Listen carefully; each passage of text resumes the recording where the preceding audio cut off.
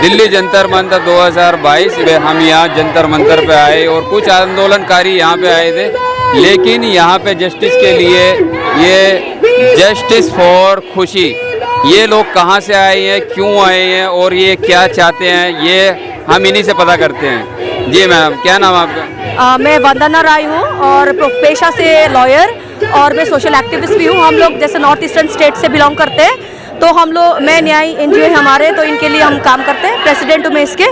आज हम एक लड़की उड़ीसा के खुशी के लिए यहाँ पे आए हैं। ये खुशी ऐसे एक्सपर्ट लड़की थी, वो बाइक राइडर थी, बेसबॉल खेलती थी, स्टेट लेवल में बेसबॉल खेलती थी, डिस्ट्रिक्ट लेवल में बेसबॉल खेलती थी, 10th पास हो गई थी और ITI के लिए वो तैयारी कर रही थी।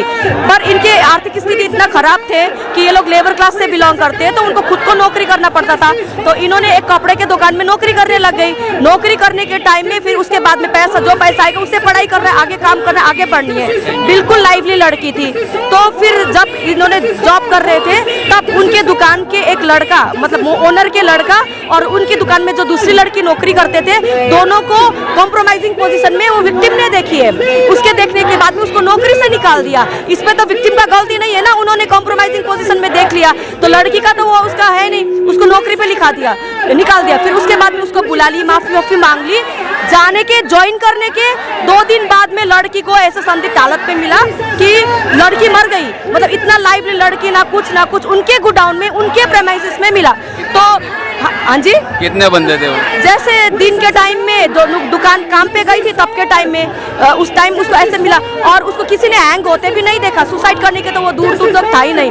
और जब पुलिस आई, इन्वेस्टिगेशन हुई, 302 और 34 धारा के तहत एक FIR रजिस्टर हुई अज्ञान व्यक्तियों के खिलाफ। उसके बाद में इन्होंने बोला कि इनको पक्का था कि वो ओनर के लड़के और यही लोगों का कॉन्स्पिरेसी है इनको लड़की मारने में। इनकी लड़की ने सुसाइड नहीं की। इन्होंने रोड में निकला, उड़ीसा के प्रशासन को इन्होंने गुहार लगाया, पुलिस को गुहार लगाया। पुलिस ने बोला सुसाइड का वो करके इनको वो कर दिया। तो अभी केस तो पेंडिंग है ही, पर फिर भी इनको कोई ऐसा न्याय मिलने का गुंजाइश नहीं है। इसके बाद में इनको पता चला कि हम लोग ऐसे लोगों के लिए दिल्ली में काम करते हैं, तो ये लोग दिल्ली आके यहाँ के राष्ट्रपति, जो आज के दिन में एक आदिवासी समाज के लेडी है हमारे राष्ट्रपति, और हम बहुत गर्व के साथ कहते हैं, और उनके लिए उनके सामने हम मेमोरेंडम चढ़ाएंगे प्राइम मिनिस्टर के सामने। और ये सारे ह्यूमन कमीशन और ये ह्यूमन राइट्स कमीशन, ये तो टूथलेस है, ये बोल ही नहीं सकते। स्टेट का ह्यूमन कमीशन के पास ये लोग गया, उन्होंने तो डायरेक्ट, उनके हाथ में एक स्टैट्यूटरी बॉडी है, उनके हाथ में पावर होता है,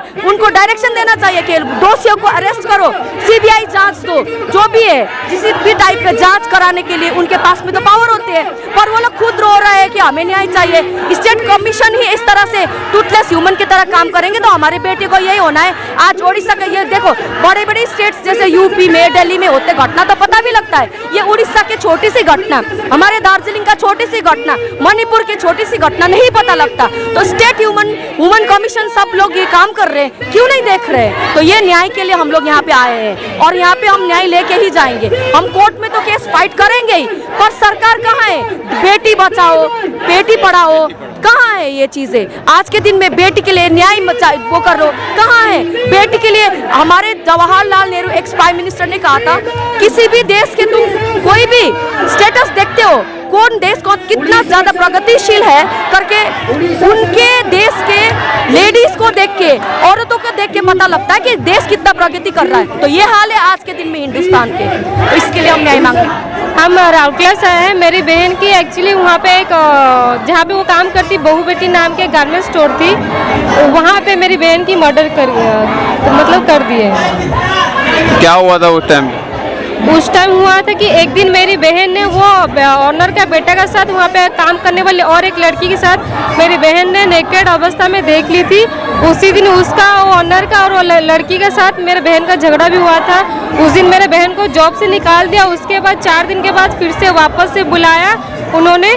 फिर से 2 दिन के बाद तीसरा दिन मेरी बेटी, मतलब कि मेरी बहन का मर्डर कर दिया गया। वो लोगों का बोलना है कि मेरी बहन ने खुद सुसाइड की है, जो कि हम लोग सुसाइड अवस्था में उसको देखे नहीं है, और ये पूरा 100% मर्डर है। हम लोग चाहते हैं कि ये केस में CBI इंक्वायरी हो, हमें न्याय दिला जाए, क्योंकि राउरकेला में हम लोग कोई भी सपोर्ट नहीं किया, ना पुलिस ना सरकार, कोई भी सपोर्ट नहीं किया। कोई केस चल रहा है पुलिस में या फिर क्या आपने?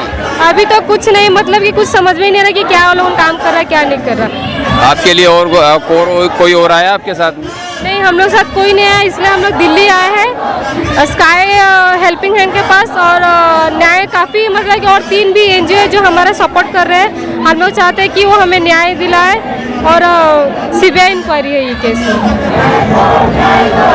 मेरी बहन को ऐसा कोई शरीर में कोई दाग नहीं है, हर दोनों पैर पे मारपीट का दाग है, पर नाखून का दाग है, कमर छिल गया है उसका, दोनों हाथ छिला हुआ था, गला में 1/2 इंच का गड्ढा था, ये कान पूरा ब्लैक हो गया था।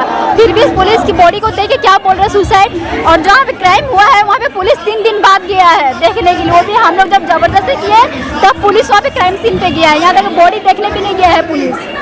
और हम लोग को फैमिली वाला लोग बॉडी देखने नहीं दे रहा था पुलिस, और हम लोग बॉडी घेराव किया बोल के बॉडी देखने दिया हम लोग को। बॉडी में पूरा बहुत मारपीट का निशान था, फिर भी पुलिस के यहाँ देख कर बोल रहे हैं सुसाइड किया, गला पे कोई दाग निशान कुछ नहीं है, खाली 1/2 इंच का होल है। तो अभी आप गवर्नमेंट से क्या चाहते हो? उड़ीसा पुलिस का आंख पे सिर्फ पैसा का पट्टी बंधा हुआ है और कुछ नहीं। सब जितना एमएलए जितना पार्टी पॉलिटिशियन है सबका आंख पे सिर्फ पैसा का पट्टी बंधा हुआ है। आज तक कोई हम लोग का सपोर्ट में कोई खड़ा नहीं हुआ है, सब पैसा खा के सब बैठा हुआ है। उसका पोस्टमार्टम हुआ है लड़की का? पोस्टमार्टम हुआ है, पोस्टमार्टम का कोई रिपोर्ट क्लियर नहीं है उनका कुछ भी। और वो कह रहा है हैंगिंग हुआ, बॉडी में इतना इंजरी था लड़की का, क्योंकि पेरेंट्स गार्जियंस तो वही थे, उनके बॉडी में इंजरी इतना था। तो जो हैंग करता है खुद को तो मारते नहीं ना, खुद सुसाइड करते तो खुद को मारते नहीं है ना, सारे कुछ होने के बाद में भी ये कर रहे हैं। फैमिली आई है उनके साथ? ये फैमिली उनका मदर आए हैं, उनका 2 लड़की हमारा एनजीओ के साथ में बैठे हुए हैं अभी ये लोग काफी दिन से यहाँ पे। मैं उनसे मिल चुका हूँ। जी, तो अभी क्या चाहते हैं आप सरकार से? अभी ये कितना कब तक चलता है? देखो बड़े स्टेट के लिए तो ह्यूमन राइट्स आ जाते हैं, ह्यूमन कमीशन 10 एनजीओ आते हैं। हम जैसे छोटे स्टेट्स के लिए, उड़ीसा के लिए, ये जो आप बंगाल के लिए, बिहार के लिए, इतना वहाँ पे लड़कियों के खिलाफ इतना रेप हो रहा है, एंटी सोशल एक्टिविटी हो रहा है, क्राइम हो रहा है, कौन रोकेगा इसको? कौन जिम्मेवारी लेगा? किसी न किसी को तो जिम्मेवारी लेना पड़ेगा ना, इसलिए हम लोग आगे आए हैं। चैनल के माध्यम से आपकी बात पहुंचाने की कोशिश करेंगे। उम्मीद करता हूं कि यहाँ की सरकार से गुहार सुनी जाए, इनकी पुकार सुनी जाए। बेटी बचाओ बेटी पढ़ाओ सभी लोग जानते हैं। आप लोगों से बस ये हाथ जोड़ के विनती है कि आप बेटी बचाओ बेटी पढ़ाओ, इनको न्याय दीजिए, सरकार इनको न्याय दीजिए।